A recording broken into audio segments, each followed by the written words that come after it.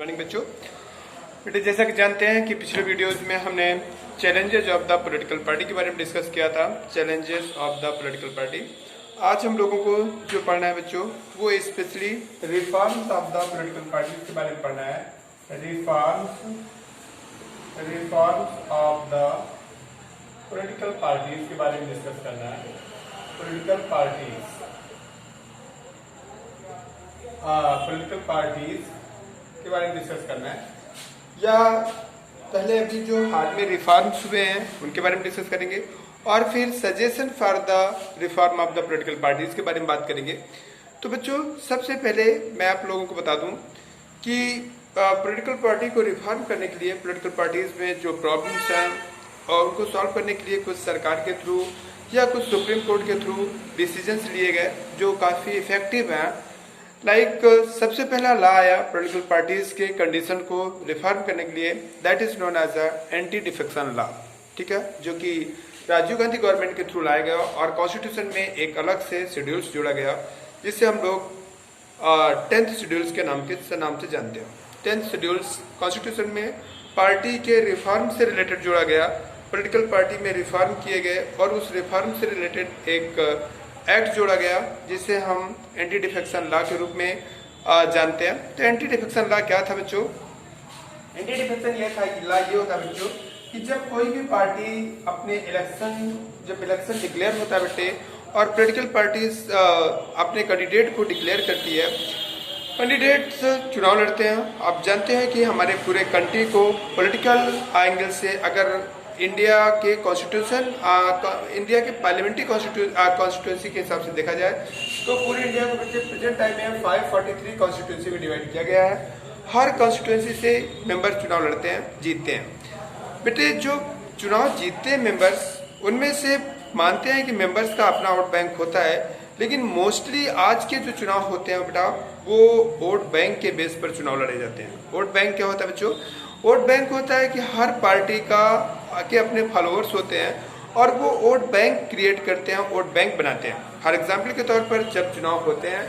तो most of members बेटा जब चुनाव वोटिंग करने जाते हैं, जब आम सिटीजन वोटिंग करने जाते हैं तो बेटा पहले से उनकी मेंटालिटी बनी रहती है कि हमें इस पार्टी को चुनाव देना, इस पार्टी को टिकट वोट देने हैं। वोट देने की मेंटालिटी उनकी एकदम क्रिएट होती है कि हमें किस पार्टी को वोट देना है, किस पार्टी को वोट नहीं देना है,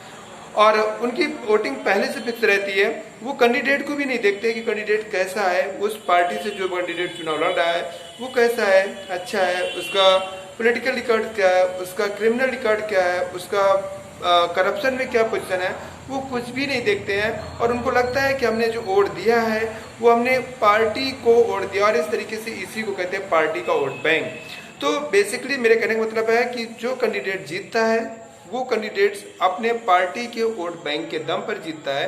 तो पार्टी का अपना वोट बैंक होता है और उस पार्टी के वोट बैंक के दम पर कैंडिडेट्स चुनाव जीतते हैं बच्चों, ठीक है। अब बात ये आती है कि पार्टी से कैंडिडेट चुनाव तो किसी पार्टी से जीत लेते हैं, लेकिन आफ्टर विनिंग द इलेक्शन बेटे वो कभी कभी क्या कंडीशन आती है कि वो पार्टी को चेंज कर लेते हैं। जब चुनाव जीत जाते हैं तो पार्टी को चेंज करते हैं बेटे, वो नॉर्मली पार्टी को चेंज नहीं करते, क्योंकि हम जानते हैं कि किसी भी पार्टी को सरकार बनाने के लिए बेटे मेजोरिटी की जरूरत होती है। और किसी पार्टी को फॉर एग्जाम्पल के तौर पर यूपी की बात करते हैं तो 402 मेंबरशिप है, अगर 543 मेंबरशिप हमारे पार्लियामेंट की है तो सरकार लोकसभा की है, लोकसभा की मेंबरशिप 543 है। तो इस 543 में जिस पार्टी को आधे से ज्यादा मेजोरिटी मिलेगी वही पार्टी ही गवर्नमेंट का फॉर्मेशन करेगी। The party which will secure more than half of the members as more than a half of the seats will secure the majority, तो वही that party will eligible for the formation of the government बच्चों। तो वही मैं आप लोगों को समझा रहा था कि वही पार्टी गवर्नमेंट बनाएगी जो party more than half of the parliament के लोकसभा के मेंबर को सिक्योर करेगी। और इस सिचुएशन में जब सिंगल पार्टी बेटे ये अचीवमेंट नहीं कर पाती है, कोई भी single party becomes unable to achieve this majority, तो उस कंडीशन में बेटे पार्टियां खरीद फरोख्त करती हैं दूसरे के पार्टी के मेंबर्स को, लालच देते हैं, वो खरीदते हैं, ठीक है, पैसे के दम पर। प्रैक्टिकली यही कहती है। तो बेटा ढेर सारे पार्टी के मेंबर्स पार्टी छोड़ करके गवर्नमेंट की पार्टी में आ जाते हैं और मिनिस्टर या जैसे पोस्ट को होल्ड करने की प्रॉमिस करते हैं, पहले से प्रॉमिस हो जाती है, पहले से कांटेक्ट हो जाता है। तो इस तरीके से बच्चों ये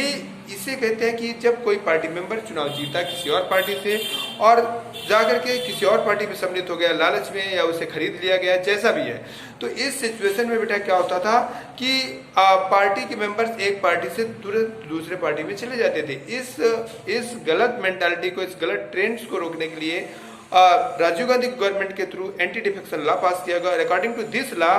कोई भी मेंबर्स अगर जिस पार्टी से चुनाव जीतता है बेटा उसी पार्टी में वो सस्टेन करेगा अगर वो अपनी पार्टी को चेंज करता है। एंटी डिफेक्शन लॉ के हिसाब से बच्चों ये है कि अगर कोई भी मेंबर किसी पार्टी से चुनाव जीतता है और चुनाव जीतने के बाद वो उस पार्टी को छोड़ करके किसी दूसरी पार्टी में सम्मिलित होता है, तो ऐसी सिचुएशन में बेटे उस पार्टी की मेंबरशिप, उस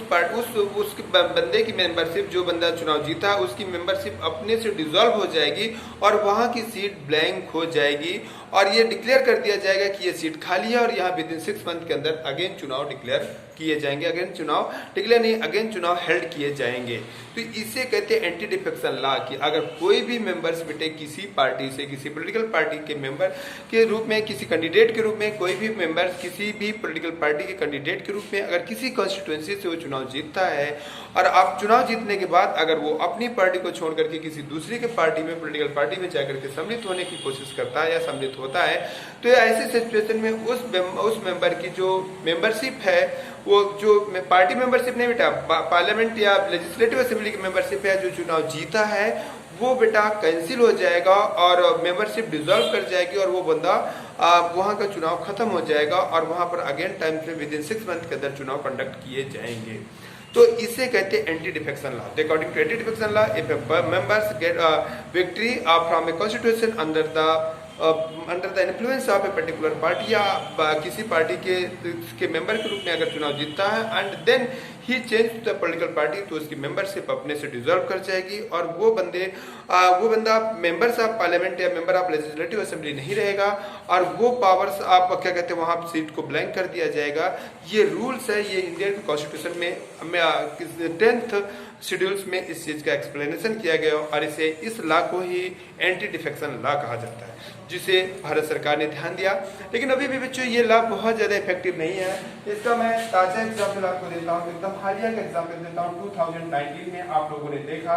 महाराष्ट्र विधानसभा, महाराष्ट्र लेजिस्लेटिव असेंबली के इलेक्शन कंडक्ट हुए और उस इलेक्शन में बेटे 3 पार्टियां में 4 पार्टी के रूप में 4 पार्टी देखने के लिए मिली और उन 4 पार्टी में बेटे क्या कंडीशन आई आप लोगों को मैं बता रहा हूँ। एक बेटा बीजेपी आई और एक बेटे एनसीपी आई और एक बच्चों आई कौन सी, शिवसेना और एक बच्चों आई, एक पार्टी आई शिवसेना और एक आई कांग्रेस। इतनी पार्टीज वहां बेसिकली सीटें सिक्योर की, और भी थोड़ी बहुत हो सकते हैं लेकिन वो थोड़े बहुत काउंटेबल नहीं है। इतनी पार्टियों ने वहां पर सीट सिक्योर किया, जिसमें बीजेपी ने काफी ज्यादा सीट जीती, एनसीपी ने जीता। सपोज करते हैं कुछ ऐसे करते हैं कि अगर वहां पर जो भी सीट्स है तो बीजेपी ने जीता, एनसीपी ने जीता, कांग्रेस ने भी कुछ सीट जीता और शिवसेना ने जीता, लेकिन मेजोरिटी किसी भी पार्टी को नहीं मिली। क्यों? सरकार बनाने के अकेले कंडीशंस पे हो, ऐसी मेजोरिटी किसी गवर्नमेंट को, ऐसी किसी पार्टी को नहीं मिली, क्योंकि शिवसेना इसके पहले बीजेपी के साथ सरकार बनाती थी इस वजह से। लेकिन अब की बार शिवसेना ने ये कहते हुए बीजेपी के साथ सरकार बनाने से इनकार कर दिया कि हमारा सीएम हमारा आदमी हमारे पार्टी का इंसान बनेगा, जो बीजेपी को एक्सेप्टेबल नहीं था। इस वजह से बीजेपी ने एक्सेप्ट नहीं किया। कंडीशन यह हुआ कि इनके बीच का जो कोलैबोरेशन था वो टूट गया और इस सिचुएशन पे बच्चों अब एनसीपी शिवसेना के साथ नहीं आ रही थी, एनसीपी कांग्रेस तो आ सकती थी लेकिन इन दोनों से सरकार बनने वाली नहीं थी। इन तीनों से सरकार बनने वाली थी लेकिन बाद में बच्चों तीनों एग्री नहीं थे। तो इस सिचुएशन में क्या हुआ कि एक दिन देवेंद्र फडणवीस जो कि बीजेपी के महाराष्ट्र इकाई के लीडर्स हैं, टॉप लीडर्स हैं बच्चों, एक्स सीएम ऑफ महाराष्ट्र है, तो देवेंद्र फडणवीस ने क्या किया बच्चों कि एनसीपी के जो मिस्टर शरद पवार जी हैं जिनकी पार्टी है एनसीपी, उनके वाइस प्रेसिडेंट पार्टी के जो मेन शरद पवार जी के भतीजे हैं, उनसे मुलाकात करके उनसे कहा कि आप हमारे पार्टी में आ जाइए, आप हमारे पार्टी में मत आ जाइए, आप हमारे साथ सरकार बनाने में आ जाइए और हम आपको वाइस सीएम का पोस्ट दे देंगे, वाइस सीएम की पोस्ट दे देंगे, बट आप हमारे साथ आ जाइए। और रिजल्ट ये हुआ कि उनके भतीजे मिस्टर छगन भुजबल, मुझे नाम नहीं याद आ रहा, वो बेटे इनके साथ आ गए। और रिजल्ट क्या हुआ, रात में ही वहाँ के जो गवर्नर हैं उन्होंने मिस्टर देवेंद्र फडणवीस को सीएम डिक्लेयर कर दिया और सीएम की पोस्ट उन्हें ओथ भी दिला दी गई। ठीक है बच्चों। अब बच्चों इधर इन तीनों पार्टी ने कहा अरे ये तो गड़बड़ हो गया, तो इस वजह से इन तीनों पार्टीज ने आपस में हाथ मिला लिया और ये जानते थे कि बीजेपी अपने मेजोरिटी तब तक नहीं प्रूव कर सकती जब तक हमारे मेंबर्स क्रॉस वोटिंग में वोट नहीं देंगे,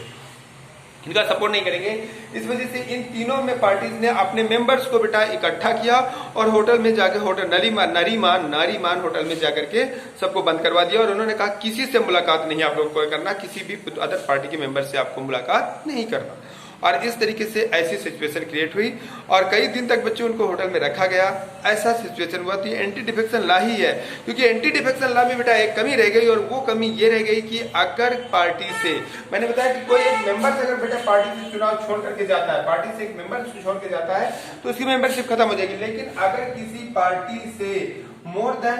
1/3 मेंबर, 1/3 और मोर देन 1/3 मेंबर्स अगर बेटे पार्टी को छोड़ करके जाते हैं, 1/3 या मोर देन 1/3 मेंबर अगर पार्टी को छोड़ के जाते हैं, तो ऐसी सिचुएशन में पार्टी की मेंबरशिप बेटा बिल्कुल नहीं खत्म होगी और वो बंदे उसकी पार्लियामेंट की या लोकसभा की मेंबरशिप उनकी बिल्कुल खत्म नहीं होगी या विधानसभा की मेंबर बिल्कुल खत्म नहीं होगी और उनको एक नई पार्टी बनाने का एक इलेक्शन कमीशन की तरफ से बेटा एक पावर मिल जाएगा और वो एक नई पार्टी बना करके सस्टेन कर लेते हैं। और ऐसा माना जाएगा कि अगर 1/3 मेंबर्स पार्टी से हट रहे हैं तो इसका मतलब पार्टी के लीडरशिप में जरूर कोई प्रॉब्लम्स है, वो लीडरशिप सही से नहीं कर पा रहे हैं, इस वजह से पार्टी के इतने ज्यादा मेंबर हटे हैं। तो इस सिचुएशन में हम पार्टी की मेंबरशिप को पार्टी के वो जो मेंबर छोड़ के गए उनकी मेंबरशिप लोकसभा की या लेजिस्लेटिव असेंबली की डिसॉल्व नहीं कर सकते हैं, वो कंटिन्यू कर जाती है। तो ये कुछ ऐसे ही है कि कुछ ज्यादा मेंबर्स बेटे टूट जाने का डर रहता है और ऐसी सिचुएशन में मुश्किल होता है। हाँ, कभी कभी क्या होता है कोई पार्टी 2-2, 3-3 ही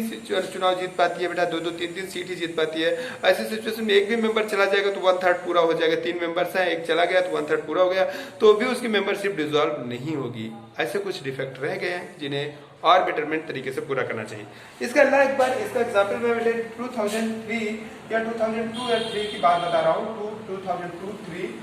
की बात बता रहा हूँ। बेटा यूपी में भी इलेक्शन हुए और उस इलेक्शन में भी 3 पार्टियां बच्चों अपनी क्या कहते हैं अपनी पोजीशन में आई। एक थी बच्चों बीजेपी और एक थी कांग्रेस। बीजेपी और कांग्रेस के बारे में सॉरी कांग्रेस नहीं थी, बीजेपी थी, बीएसपी थी और सपा थी। बेटा कौन सी पार्टियां थी? बीएसपी बहुजन समाज पार्टी, जिसकी हेड मिस मायावती है, मिस मायावती, ठीक है। और दूसरे बच्चों दूसरे जो पार्टी थी वो एसपी के हेड मिस्टर मुलायम सिंह यादव उस समय हुआ करते थे। मुलायम सिंह यादव बच्चों उस समय होते थे यादव, ठीक है, मिस्टर मुलायम सिंह यादव। और बीजेपी उसमें जो पार्टी बीजेपी में जो उसमें बीजेपी में जो पार्टी के उत्तर प्रदेश इकाई के हेड थे वो मिस्टर कल्याण सिंह और बच्चों राजनाथ सिंह जी। उस समय राजनाथ सिंह जो इस समय रक्षा मंत्री हैं, उस समय यूपी के लीडर्स होते थे, यूपी लेवल के लीडर्स होते थे। और ये कंडीशन थी बच्चों 2002 और 3 के इलेक्शन की कंडीशन बता रहा हूँ, जिसमें से सबसे ज्यादा सीट बीजेपी ने जीता और एसपी एंड बीएसपी ने भी सीटें जीता। और लेकिन एक पार्टी ऐसी कोई भी पार्टी नहीं थी जो मेजोरिटी को सिक्योर कर पाती। मेजोरिटी कोई पार्टी नहीं सिक्योर कर पाई और मिला सबको, इसको भी और मिली, इनको भी सीट मिली,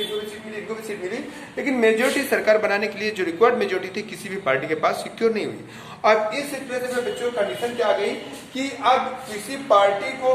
क्योंकि बीजेपी सबसे बड़ी पॉलिटिकल पार्टी थी, तो बीजेपी चाहती थी कि हम किसी पार्टी के मेंबर्स को कुछ 1/3 या जो रिक्वायर्ड जरूरत है उनको तोड़ लें तो हमारा काम हो जाए। तो इसके लिए बेटा सबसे ज्यादा ढूंढने का डर था बीएसपी को। बीएसपी की मिस मायावती ने अपने सारे विधायकों को लिया और हिमाचल प्रदेश के शिमला में बच्चों शिमला में ले जाकर के सबको एक होटल में कैद करवा दी, बंद करवा दी, कैद नहीं मतलब बंद करवा दिया, उन्हें आइसोलेट कर दिया गया और ये कहा गया कि आप किसी से मिलेंगे नहीं ताकि आपकी मेंबरशिप किसी और पार्टी के पास नहीं जानी, कि आपकी मुलाकात किसी पार्टी से ना हो ताकि आपको खरीद लिया जाए या आपको लालच देकर के तोड़ लिया जाए, ऐसा ना हो। तो अब ये बेटा इधर राजनाथ सिंह और मिस्टर कल्याण सिंह परेशान थे कि कैसे ये कंडीशन को ओवरकम किया जाए। तो इन लोगों ने बेटा एक गेम खेला, एक चाल चली, गेम मतलब चाल चली और इन्होंने जा करके मायावती से कहा कि ऐसा करो, हम लोग कोलैबोरेट सरकार बनाते हैं, हम लोग कोलिजन कर लेते हैं, हम लोग कोलिजन गवर्नमेंट बनाते हैं, मिलकर के सरकार बनाते हैं और उस मसौदे में कॉमन एजेंडा हम डिसाइड करेंगे। आप अपना एजेंडा बताइए, हम अपना एजेंडा, हम अपने मेन जो हिंदुत्व वाला एजेंडा है वो छोड़ेंगे,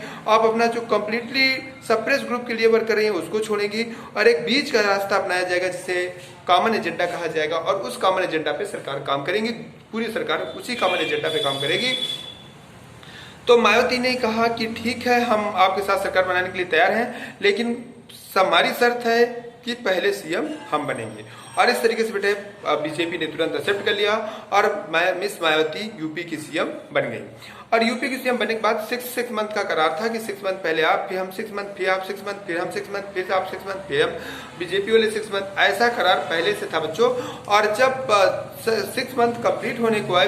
बीएसपी ने यानी मिस मायावती ने सरकार चलाया और जब बेटे 6 मंथ पूरे को होने जा रहे थे, उसी समय बच्चों क्या हुआ कि मायावती ने नाटक करना स्टार्ट कर दिया। नाटक करना क्या, मैं तो अपने भाषा में बोल सकता हूँ कि नाटक, बट तो उनके बीच में क्या कंट्रोवर्सीज थी हम नहीं जानते,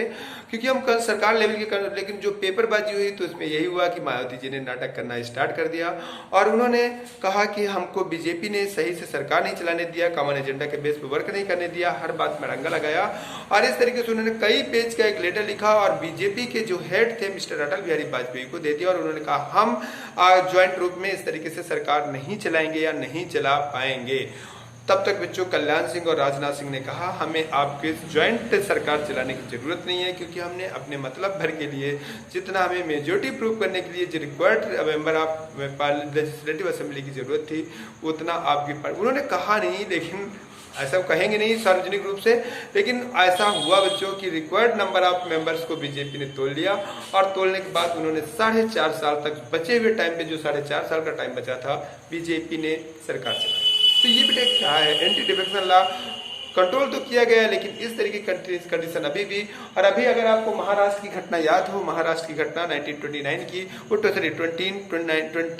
2019 की घटना याद हो जो अभी इलेक्शन हुआ, तो उस घटना में देखना या अपने घर वालों से पूछना जिनको थोड़ा पॉलिटिक्स में इंटरेस्ट हो, तो वो आपको समझाएंगे कि हाँ ऐसा हुआ है भी महाराष्ट्र में। तो इसे बेटा एंटी डिफेक्शन लॉ, तो एंटी डिफेक्शन लॉ इफेक्टिव तो है लेकिन अभी पूरी तरीके से इफेक्टिव नहीं। इंडिविजुअल मेंबर तो अब खरीदे बेचे नहीं जाते हैं, क्योंकि इंडिविजुअल मेंबर पे तो रोक लग गई कि अगर कोई मेंबर अकेले मेंबर टूट करके जाएगा तो तुरंत उसकी मेंबरशिप खत्म होगी। तो इस वजह से पहले बेटा बहुत कम मेंबर सब इधर से उधर जाते हैं, लेकिन बेटा अभी भी बल्क में 1/3 मेंबर्स के रूप में अगर जाते हैं। और छोटी छोटी पार्टीज के बेटे 1/3 मेंबर का मतलब क्या होता है, 6 सीट जीती है तो 2 सीट उनकी 1/3 हो गए, 2 सीट उनके चले गए तो उनको कोई डिसॉल्व होने का सवाल ही नहीं उठता, माना जाएगा कि 1/3 गया। कभी किसी पार्टी में 2 ही 3 मेंबर जीतते हैं, एक भी चला गया तो ऐसे सिचुएशन में हम उस पार्टी को मेंबर से, उस बंदे की मेंबरशिप एज लोकसभा का मेंबर या क्या कहते हैं लेजिस्लेटिव असेंबली के मेंबरशिप में कोई खतरा नहीं होता है। तो इस तरीके से बच्चों ये एक लॉ हो गया। फिर बच्चों दूसरा लॉ सुप्रीम कोर्ट की तरफ से आया। सुप्रीम कोर्ट ने भी बेटे क्रिमिनलाइजेशन को पॉलिटिक्स में कम करने का एक प्लान किया। क्रिमिनलाइजेशन को कम करने के लिए सुप्रीम कोर्ट ने भी बेटा एक एजेंडा बनाया। सुप्रीम कोर्ट ने एक मसौदा जारी किया, एक बिल पास किया बच्चों, एक मसौदा बनाया और वो मसौदा ये था बच्चों सुप्रीम कोर्ट का जो आया,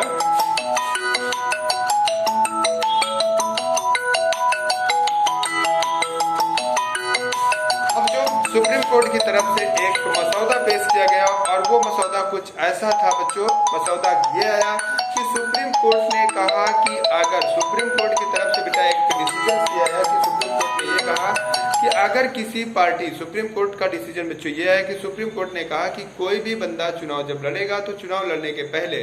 अपना एक एफिडेविट देगा और उस एफिडेविट में वो अपनी पर्सनल पूरी इंफॉर्मेशन के बारे में देगा। पर्सनल इंफॉर्मेशन मतलब आपके पास कितनी प्रॉपर्टी है, चल या अचल, आपके पास कितनी परमानेंट या टेम्परेरी प्रॉपर्टी है, आपके पास कितने हाउस है, वही मतलब प्रॉपर्टी पूरा आता है, आपके पास कितने गन के लाइसेंस है, आपके पास कितनी गाड़ियां हैं, आपके खिलाफ कितने केसेस पेंडिंग है। क्योंकि बेटा सुप्रीम कोर्ट का अभी तक इंडियन पॉलिटिक्स में क्या है कि आपके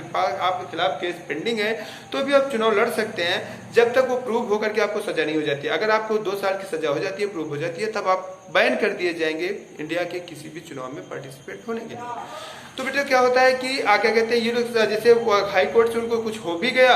या लोअर कोर्ट से हो भी गया तो बेटा सुप्रीम कोर्ट में केस जाकर फाइल कर देते हैं, वो लड़ते रहते हैं जिंदगी भर और चुनाव आराम से लड़ करके सरकार बना करके घूमते हैं। तो इस वजह से क्रिमिनल लीडर, तो इस वजह से उनसे पूछो कि आप क्रिमिनल हो